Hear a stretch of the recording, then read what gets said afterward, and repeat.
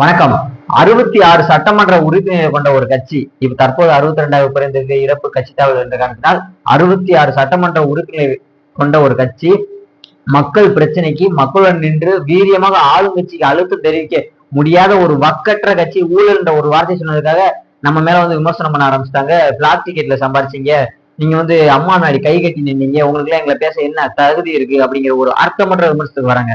மக்கள் ஒரு சட்டமன்ற உறுப்பினர் கொண்ட அதிகப்படியான சட்டமன்ற உறுப்பினர் கொண்ட ஒரு கட்சி மக்கள் கூட நின்று ஒரு போராட்டம் பண்ணி ஆளுங்கட்சிக்கு அழுத்தம் தெரிவித்து ஒரு ஆளுங்கட்சி கொண்டு வர ஒரு திட்டத்துக்கு எதிராக அதை நிறுத்தி வைக்கப்பட்ட ஒரு நிகழ்வு அதிமுக சொல்ல முடியுமா? இந்த 4 ஆண்டுல ஒரு நிகழ்வு கிடையாது. மக்கள் கூட நின்று ஒரு ஆளுங்கட்சிக்கு அழுத்தம் தெரிவித்து மக்கள் நலன்ற ஒரு திட்டத்தை நிப்பாட்டி வைக்கிற மாதிரி ஒரு அதிமுக ஏதாவது ஒரு நிகழ்வு நடத்திருக்கா அப்படின்னு 4 ஆண்டில் ஒண்ணு கிடையாது. ஆனா இன்னைக்கு நாங்க எங்க கூட்டணி வலுவாக உள்ளது, நாங்க வெற்றி அடைய போறோம். வெற்றி அடைஞ்சு என்ன பண்ண போற? பாஜக கூட்டிட்டு வந்துட்டு நாங்க வெற்றி அடைவோம். கூட்டணி அமைத்ததே பாஜக தான். உனக்கு சின்ன வேணுமா கட்சி சின்ன வேணுமா வேணாமா? இல்ல சின்ன வேணும்னா என் கூட கூட்டணிக்கு வா, இல்ல நீங்க அண்ணாமலை நீக்குங்க, நான் கூட்டணிக்கு வரட்டு அவங்க மிரட்டிதான் பாஜக தான் கூட்டணி அமைச்சிருக்கு. இவங்க நாங்க கூட்டணி அமைத்த மாதிரி இவங்க பில்டப் போட்டு இருக்காங்க. கூட்டணி அமைத்தது பாஜக வைத்துக்கொண்டு ஒரு பாசிச கட்சி பாஜகவை வைத்துக்கொண்டு இவங்க மக்களுக்கு கூட்டணி வலுவாக இருக்கா, மக்களுக்கு நல்லது பண்ண போறாங்களாம். இந்திய ஒன்றியத்துல இஸ்லாம்ங்கிற ஒரு மதம் இல்லாட்ட பாஜகக்கு என்ன அரசியல் இருக்கு? நீ அந்த அவங்க வச்ச கூட்டணி, அவங்க அமைத்த கூட்டணி தான் இது. அதிமுக அமைத்த கூட்டணி கிடையாது, பாஜக அமைத்த கூட்டணி. அந்த கூட்டணி இருந்துக்கிட்டு நான் வெற்றி அடைய போறேன். வெற்றி அடைஞ்சு என்ன பண்ண போற? திமுக எப்படி ஜெயிச்சது? நீ தானே ஆட்சியில இருக்க. நீ ஒரு மக்களுக்கு தேவையான பண்ணியிருந்தா, ஒரு பெண்கள் பாதுகாப்பு, ஒரு அரசு வேலைவாய்ப்பு, ஒரு வெளிப்படைத்தன்மை இருந்திருந்தா, ஒரு திட்டம், ஒரு ஊருக்கு சாலை வசதி, ஒரு குடிநீர் வசதி, இதெல்லாம் எந்த ஒரு இதுவுமே மக்களுக்கு தேவையானது பண்ணியிருந்தா நீ திமுக எப்படி உள்ள வந்திருக்கும்?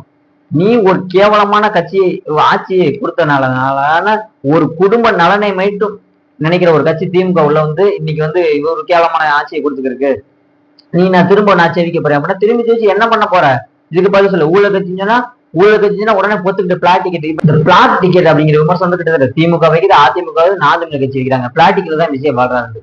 நீ சொல்ற விமர்சனம் எப்படி இருக்கு அப்படின்னா, பிளாக் டிக்கெட் இது ஒரு படம், என் படம் ரிலீஸ் ஆகும் போது மக்கள் ஏற்கனவே அவங்க மீட்டிங் வச்சு முதல் காட்சி எப்படிலாம் டிக்கெட்டை தேட்டர்கிட்ட இருந்து வாங்கி எப்படிலாம் அதிகப்படியான காசுக்கு வித்து அந்த காசு எல்லாம் என் கொடுங்க அப்படின்ட்டு விஜய் அவர்கள் சொல்லி அந்த காசுல வாழ்ந்தால்தான் நீங்க வைக்கிற விமர்சனம் சரி. ஆனா முதல் நாள் காட்சி அது யார் யாரோ பண்றாங்க. சும்மா ஒரு நபர் ஒரு 5 டிக்கெட் வாங்கி வச்சுட்டு முதல் காட்சி என்ற டிக்கெட் இருக்கு ஸ்டேட்டஸ் போடுறாரு, என்ற டிக்கெட் இருக்கு, ஒரு 100 ரூபாய் 50 ரூபாய் எக்ஸ்ட்ரா வச்சு இந்த மாதிரி விற்கிறாங்க. அதை நீ பிளாக் டிக்கெட் விற்கிறாங்கன்னா அதை கட்டுப்படுத்துக்க ஆட்சி அதிகாரத்துல உள்ள நீ கட்டுப்படுத்தணும். அதை விட்டுக்கிட்டு அந்த படத்தில் நடித்த நடிகர் ஒரு பிளாக் டிக்கெட் வாங்குறாரு, பிளாக் டிக்கெட்ல வாழ்றாரு அப்படின்னா அது ஒரு அர்த்தமற்ற ஒரு அதான் விமர்சனமே வைக்க முடியாத காரணத்தினால ஒரு விமர்சனம். இது விஜய் அவர்கள் மட்டும் இல்லை, அனைத்து நடிகர்களுக்கும், அதாவது சினிமாவில் மட்டும் கிடையாது, இங்க கிரிக்கெட்லயுமே ஒரு 3 வருஷத்துக்கு முன்னாடி இங்க சென்னையில நடந்த சென்னை மேட்ச்ல கிரிக்கெட் வெளியே டிக்கெட் கியூல நிக்கிற மாதிரி போட்டிருந்தாங்க. அப்போது எல்லாரும் பார்த்தா நான் ஒரு செய்தியில பார்த்தேன், ஒரு அம்மா ஒரு வயதான அந்த பகுதியில வர ஒரு அம்மாட்ட ஒரு செய்தி சேனல் கேட்குது, யாரை பார்க்க வந்தீங்க? எனக்கு இந்தியா கழிக்கணும். எப்படி IPL மேட்ச்ல எங்கிட்டு இந்தியா கழிக்குமா? இந்தியா கழிக்கணும் அப்படின்னா அதை புரிஞ்சுக்க வேண்டியது. அந்த அம்மா அதே மாதிரி ரொம்ப பாட்டிமார்கள்லாம் இருந்தாங்க. அவங்கள வச்சு ஒரு பையன் காசை கொடுத்து உங்களுக்கு இவ்வளவு காசு கொடுத்துருக்கேன், எனக்கு டிக்கெட் எடுத்தாங்க, அவங்ககிட்ட இந்த டிக்கெட்டை வாங்கி அவன் 1000 500 எக்ஸ்ட்ரா வச்சுக்கிறேன், அது பிளாக் டிக்கெட். நீ அங்க அந்த சென்னை சேப்பாக்குல நடக்கிற மேட்ச் முழுக்க தோனியை மையப்படுத்தேன். தோனிக்காக தான் அந்த கூட்டமே போகுது. தோனியில பல இந்தியா மேட்ச் எல்லாம் நடக்குது, கூட்டம் எல்லாம் இருக்கு. அப்ப நீ சொல்ற இந்த விஜய் இன்னைக்கு தான் பிளாக் டிக்கெட்ல வாழ்றாருன்னா அந்த தோனி பிளாக் டிக்கெட் வாழ்றாரா என்ன? இதை கட்டுப்படுத்த வேண்டியது உன்னோட பொறுப்பு. அதிகாரத்துல நீ தான் கட்டுப்படுத்தணும். பிளாக்ல ஓடணும். அது நடிகர் அவர் அந்த படத்துல நடிக்கிறாரு, அவர்கள் எப்படி கட்டுப்படுத்துவாரு? பிளாக் டிக்கெட்டே யாரும் வாங்காதீங்க. அது யாரோ ஒரு பையன் இந்த ஒரு ஒயின் ஷாப்பை மூடிட்டா கள்ளச்சந்தையில ஒரு 5 சரக்கு பாட்டில் வாங்கி ஒரு 50 ரூபாய் எக்ஸ்ட்ரா வச்சுக்கிறேன், அதை கட்டுப்படுத்த வேண்டியது அரசாங்கத்தின் பொறுப்பு. அங்க நீ விக்கிறவனை குறை சொல்லிக்கிட்டு விற்கிற தப்பு. ஆனா சம்பந்தம் இல்லாம அதை படத்தில் நடிச்சு நடிகரை குறை சொன்னா விஜய் மட்டும் கிடையாது, ஒட்டுமொத்த பெரிய ஹீரோவோட படமும் அப்படித்தான் இன்னைக்கு ரிலீஸ் ஆகுது. அதை கட்டுப்படுத்த தவறி அப்பய ஆளுங்கட்சி அதிமுக அதை நீ கட்டுப்படுத்தி இருந்துக்கணும். திமுக நீ இப்ப கிடையாது அதை பண்ணிக்கிட்டு நீ படம் நடிகர் மேல குறை சொன்னா என்ன ஒரு அர்த்தமற்ற விமர்சனம். அடுத்து அம்மா முன்னாடி கை கட்டி நின்றாரு, நீ எல்லாம் எங்களை பத்தி வாங்கி பேசியா? எங்க ஆளுமையை பத்தி உனக்கு கை கட்டி நிக்க வச்சு, அது ஆளுமை கிடையாது, பாசிச போக்கு. ஒரு படத்துல ஒரு சின்ன டைட்டில், டைம் டு லீட் ஒரு டைட்டில பார்த்து பயந்துட்டாங்கன்னு சொல்லலாம். அதுதான் உண்மை. ஒரு டைட்டில பார்த்து பயந்துட்டு என்ன ஆளுமை இருக்கு? ஒரு பாசிச போக்கு. அதை வந்துகிட்டு கை கட்டி நின்றாருன்னா படம் அவரை இது நாம் தமிழர் கட்சி சாட்டை திருமணம் அதே நாம் தமிழர் கட்சியுமே இந்த கை கட்டி நின்றாரு. அதை வந்து அதிகமா விமர்சனம் பண்றாங்க. இது அவங்ககிட்ட சொல்லிக்கிறேன். ஏன்னா சாட்டை திருமணம் ஒரு ஊட நண்பர் கிடையாது. ஒரு அண்ணா கேள்வி கேட்டிருப்பாங்க.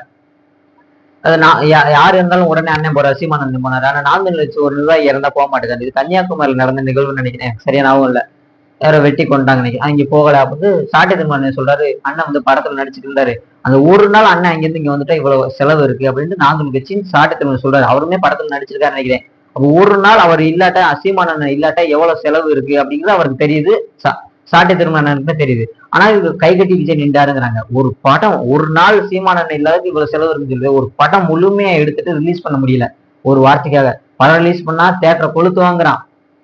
படம் வேற மாநிலத்தில் ரிலீஸ் ஆகிருக்கீங்க, தேட்டரை கொளுத்துவாங்கிறான். படம் ரிலீஸ் பண்ண மாட்டேங்குது, ரசிகர்கள் தற்கொலை பண்ணான். அப்ப அந்த படத்தில் நடித்த ஹீரோ வந்து கை கட்டி அப்ப எந்த ஜெயலலிதா விடு அப்படி கெத்த அப்படி எப்படி சொல்ல முடியும்? அதிகாரத்துல அவங்க இருக்காங்க. படத்தையே விடாட்டா அந்த படத்தை எடுத்த தயாரிப்பாளருக்கு ஃபுல் காசும் போச்சு. இப்போ நின்று பேசுறாரு படத்துக்காக, படத்தை ரிலீஸ் பண்றதுக்காக. அதை வந்து நீங்க விமர்சனம் பண்றீங்க. தன்னை நம்பி வந்த ஒரு ப்ரொடியூசருக்காக கை கட்டி நின்று பேச உனக்கு தப்பா தெரியுதா? அந்த இடத்துல அதிகாரத்துல அவங்க இருக்காங்க. இவர் என்ன சண்டையா போட முடியும் எடுத்து நின்றுக்கிட்டு? இதெல்லாம் ஒரு அர்த்தமற்ற விமர்சனம். இது எல்லா கட்சியுமே வைக்கிறீங்க. நாம் தமிழர் வச்சு இது வைக்கிறது தான் எனக்கு தனி. அதாவது சாட்டை திருமணம் சொல்றாரு, இவ்வளவு சீமானனை வந்து வந்துட்டா இவ்வளவு செலவு இருக்குதா? அப்ப இவ்வளவு பெரிய ஹீரோ, இவர் ஒட்டுமொத்த படமே எடுத்து வச்சுட்டு ரிலீஸ் பண்ண முடியாது, எவ்வளவு செலவு இருக்கு? ஜனநாயகமே அதான் நடக்குது. அதையும் விமர்சனம் பண்றாங்க. ஒரு கேவலமான விமர்சனம். விஜய்ங்கிற எதிர்ப்பு மூலமா அந்த விமர்சனம் பண்றாங்க.